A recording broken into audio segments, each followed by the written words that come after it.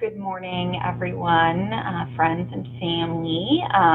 If you don't know me personally, my name is Casey DeMunn, and I am a wife and a mom to four awesome kids. My stepson is 10, and he just went home yesterday, so the kids are kind of sad today. Um, I have a 7-year-old boy, a 6-year-old boy, and a 4-year-old daughter. Um, for about 2 years, I've been working with Child Protective Services and helping high-risk families. And for the past, I feel like 5 years, I've been in school. I just graduated this past month with my master's in clinical mental health counseling, and I've been interning at an amazing private practice here in Fulton. It's called Counseling and Healing Arts. If you need mental health or yoga and meditation, Reiki, basically everything to kind of take care of your mental health and your body and your soul, they offer it, and it's an amazing place. The people there are just phenomenal human beings. But hi, Khalid. Hi, Jennifer. I hope you guys are doing okay.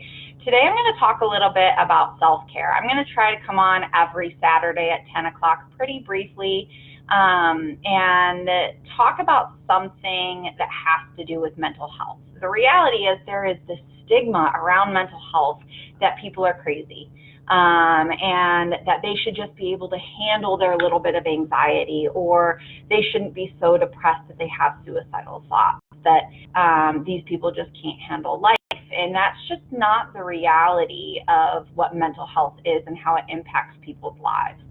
So I figured I would start out with self-care, just because people don't do self-care like they should.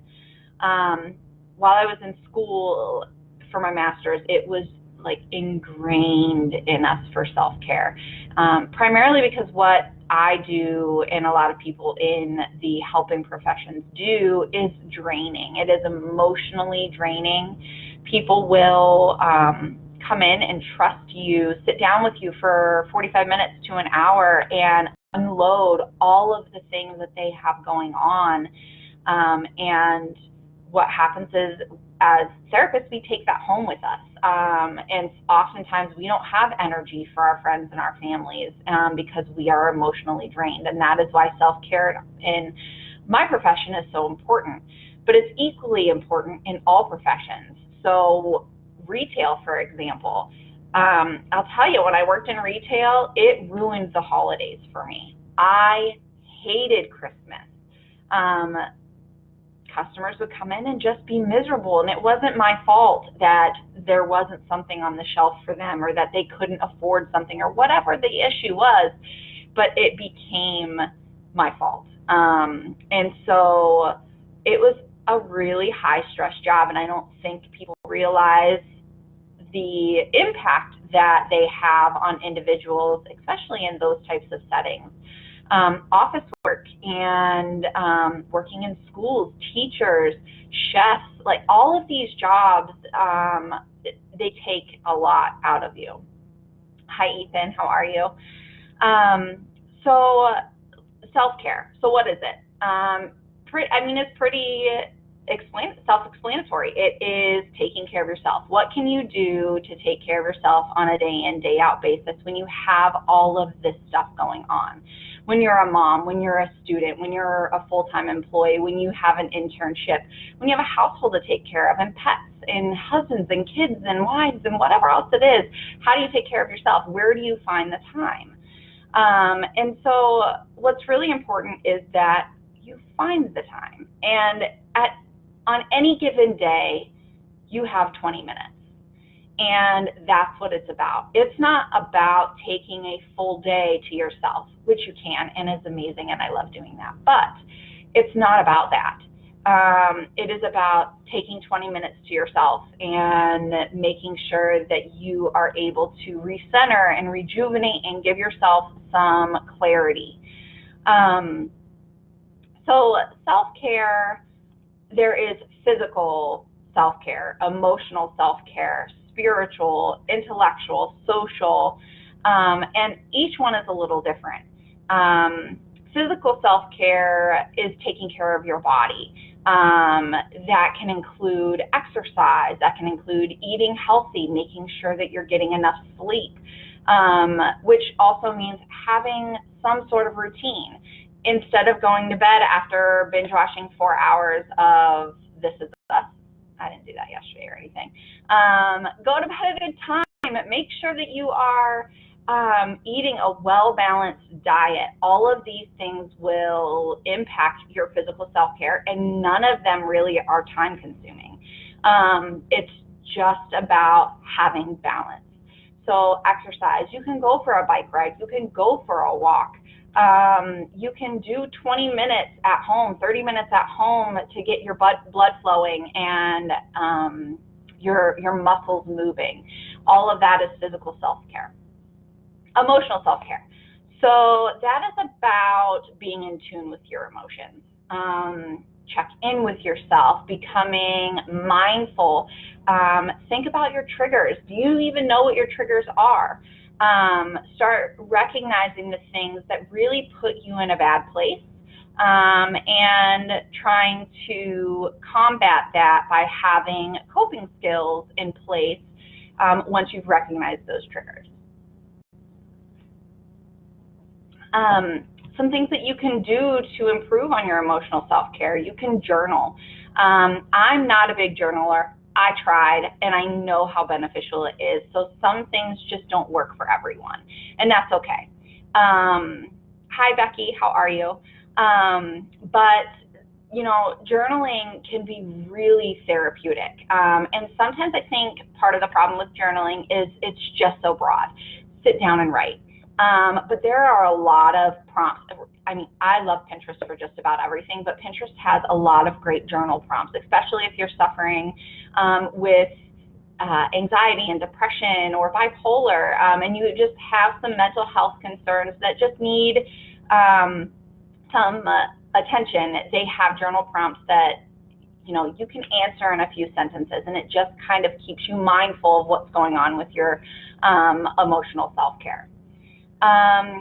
Mindfulness and meditation, deep breathing, bringing yourself back to your center and saying, okay, I am going to be okay, this will pass, or just being able to be more in tune with your body and with your emotions. You can also express yourself emotionally through art and painting, writing, cooking, those types of things. So your spiritual self-care, you don't have to relate to religion. I am not a religious person, and that's okay, but you may be. But what spiritual self-care is you nourish your soul. You strive for inner peace, and you seek to find purpose and meaning in life. You can meditate. You can go to church. You can donate or volunteer at a charity. Those types of things will really benefit your spiritual self-care. So your intellectual self-care, so what is that? It's always learning, right? It's doing something you enjoy. It is challenging your mind. Expand your knowledge. Learning doesn't always have to be a chore. Of course, going to school, it is. And I am so thankful that that part of my life is over. But that doesn't mean that my journey ends as far as continuing to broaden my knowledge around the path that I have chosen, which is mental health, and being able to help meet people where they're at and kind of get them where they want to be, which is, that's Counseling and Healing Arts. If you go right to their website, they have it on there, and it just, before I even applied to intern there, it just resonated with me. So I have been thinking about taking Spanish. I did it in high school, and I would love to actually be a little bit well versed on a second language because I didn't retain much of anything. So that's something that I would like to do to improve on my intellectual self-care. Social self-care, we are social beings. That's what human beings are. There's introverts, there's extroverts. So you don't have to always want to be around people, and that's okay. But it's ingrained in us that we are social beings. And that means that we need that connection. It's important. It can be spending time with your loved ones, friends, family, reconnecting with an old friend. I have a high school friend that I love dearly, and I probably haven't talked to in years. So reaching out to her would be something that would be on my social self-care list of things to do. Talk to people, strike up a conversation at a coffee shop or at work, and just be present, listen, and allow others to hear you. So that's really what self-care is all about. There's multiple aspects of it and different things that you can do. So some different things that I wanted to touch base on are signs that you are overwhelmed and that you need a little bit of self-care. Hold on, let me get my coffee. Okay, so the first thing is, are you having difficulty sleeping? Are you sleeping too much? Are you always tired, no matter how much sleep you get?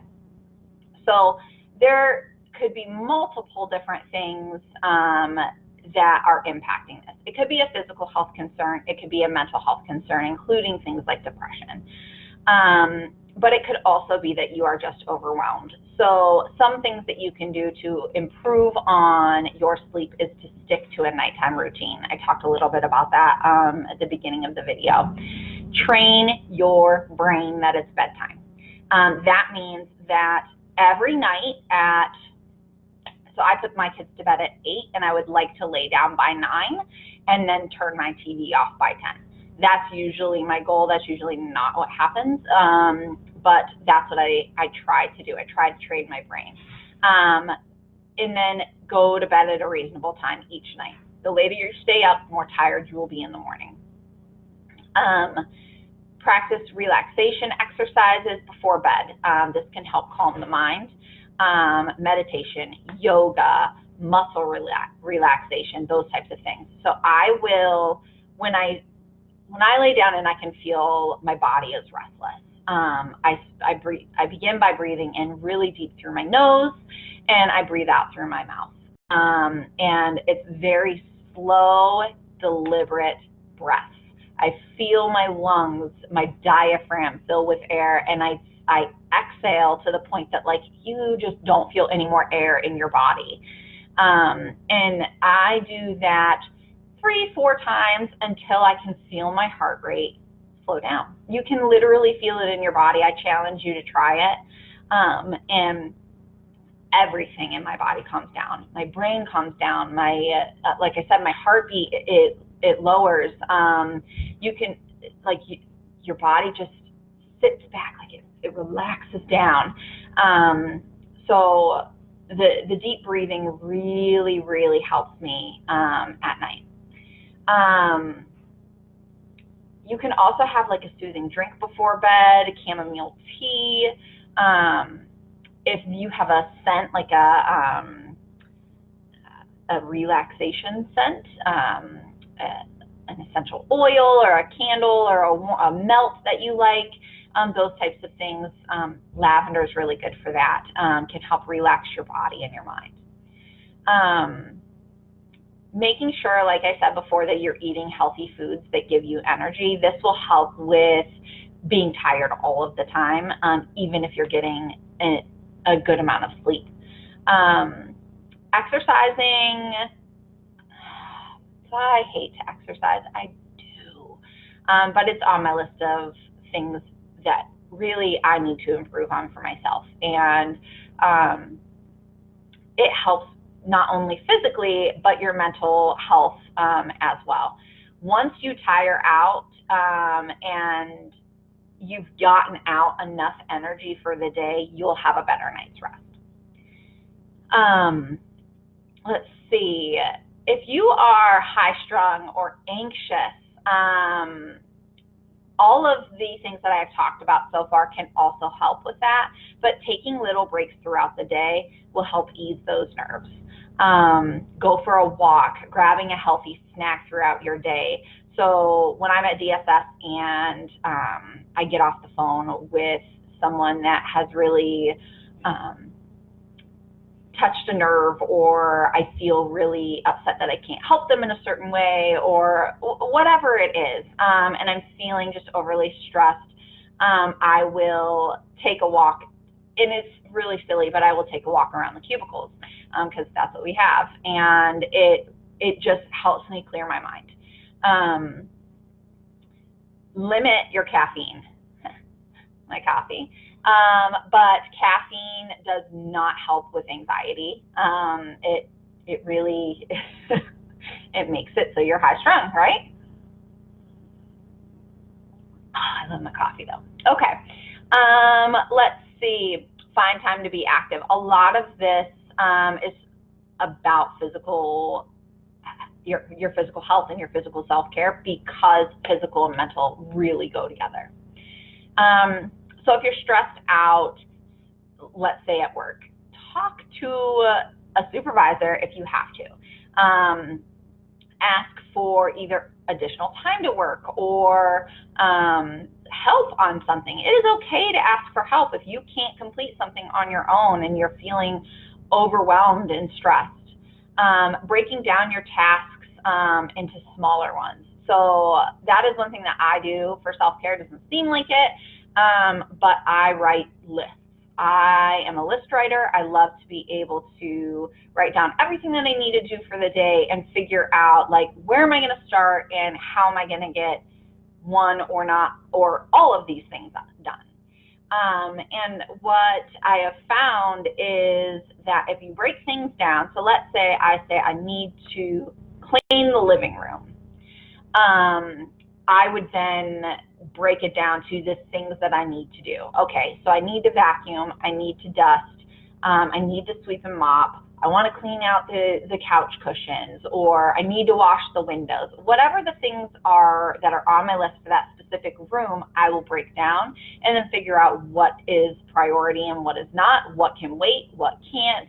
And then it doesn't feel so overwhelming when I look at this room and say, okay, I have this large room and all of this stuff to do. The other thing is to know your limits. And this is probably more important than any of it, is if you know that you can physically or mentally handle 3 things, don't put 15 on your list. Being unrealistic is overwhelming in itself. So when I worked at Sam's Club, they would say, hi, Tanya, I miss you. So they would say, you need to reach 15 plus today, and you need to do A, B, and C, and you need to sign up this amount of members, and you need to do this, and you need to do this. And we always called them stretch goals, because we knew that no matter what we did, we were not going to achieve those goals. And it was so frustrating and overwhelming. And as a supervisor of, 20 people, it became defeating for myself and my staff. So knowing your limits and knowing what is realistic and what is not will really improve on your self-care and being able to take care of your mental and emotional health. Let's see. So if you have a loss of appetite or you're overeating, try establishing a routine. Eating at regular times during the day, stick to it. When your brain and your body learns to follow it, both your metabolism and your brain will say, okay, it's time to eat, then you'll have a better routine as far as your overall physical and mental health. So if you have a loss of appetite, you can always try eating smaller snacks throughout the day. and then eating a bigger meal when you're hungry.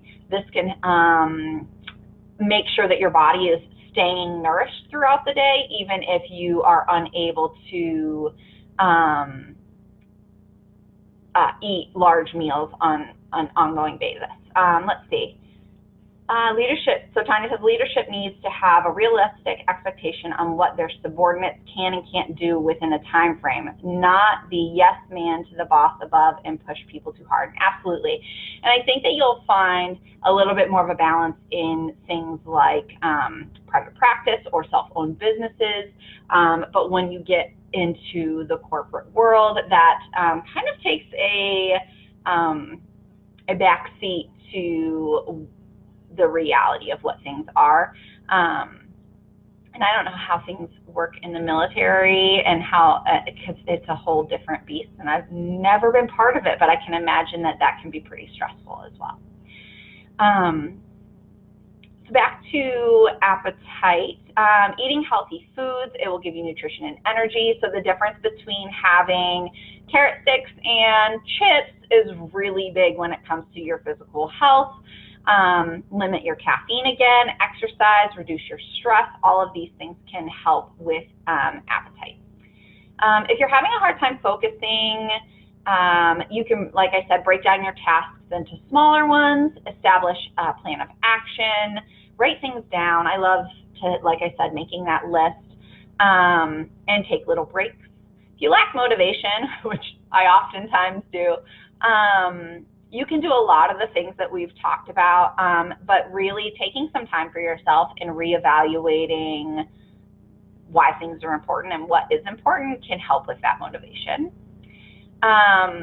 If you're keeping to yourself more, and that's okay sometimes. It's okay to take some time for yourself. I sometimes will take a mental health day from DSS and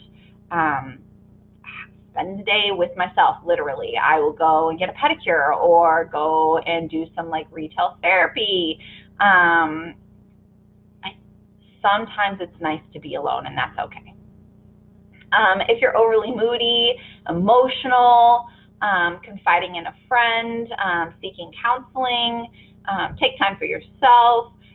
If things are severe, that's a different conversation, and we're going to talk in ongoing, I'm not quite sure what these are going to be called, but in ongoing live feeds, I'm going to talk about anxiety and depression and bipolar and borderline personality disorder and it just all sorts of different mental health things that you see or come across or have experienced, have been impacted by, what they are, how they impact people's lives, and why mental health is as important as physical health. So those are things that I'm going to be talking about moving forward. If you have been impacted by something that you would like me to shed some light on, please send me a message. I am happy to entertain those thoughts and really put it out there. My friend recently, yesterday, actually put up a post about how,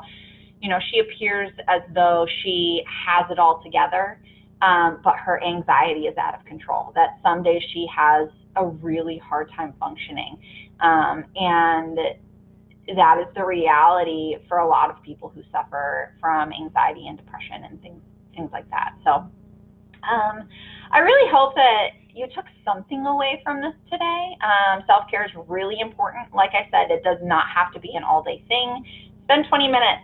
If you give yourself 20 to 30 minutes a day, you will start to feel a little bit better. I know I do. I binge watch TV at night after I put the kids to bed. I like to spend time with my husband and have like just random conversations about things. Date nights for me is big, which I don't do enough of. I'll randomly go, not randomly, I have to plan financially for it, but I might go get a massage or plan a spa day with some friends, which I did in just, I think it was November, the end of November, and it was amazing. So you can go extravagant or you can do little things. I'm going to post a 30-day challenge on my page And I would love for you, if you have a chance, to do the challenge. 30 days of each day is something different, and see how you feel at the end of those 30 days, if you have any improvement on your emotional, spiritual, intellectual, social self-care. So, all right. So with that, I think I've been on long enough, 25 minutes. So like I said, I hope that you took something away from self-care, and I really look forward to continuing to break the stigma on mental health. And feel free to share this video. Like I said, message me if you have anything. Thanks, guys.